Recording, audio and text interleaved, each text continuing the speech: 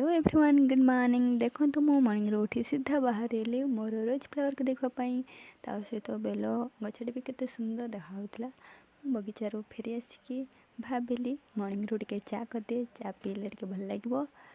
तापर मो रेडी हो गली चा तैयारी करने। चा हो सारापर भाविली ब्रेकफास्टा कहीं बाकी रखे, ब्रेकफास्ट भी करदे कहीं मत ब्रेकफास्ट करके कोचिंग जीवार अच्छी। सो ब्रेकफास्ट हो गला। मो ब्रेकफास्ट कर सारिकी जाकि गाधे पड़ी। गाधे सारिकी मुझे कोचिंग बाहर। कोचिंग सारिकी फेरला बेलू मु भाविली मोर पुराणा जोता जेहेतु सेटा नष्ट हो जाता, सो भाविली न्यू जोता नहीं कि आसे। ता सहित मुझे नहीं कि आसली। देखो आपण मैंने ये टाइप्र माने आउ गोटे भी अच्छी देखो तार कलर खाली अलग अलग किंतु सेम डिजाइन। तापर जेहेतु मैं मॉर्निंग ब्रेकफास्ट ही करके जाती आसिक भाविली कौन दीटा खाईदे कारण दिन सारा रही पुणी जो गरम ता सहित तापर फैन लगे शोई पड़ी।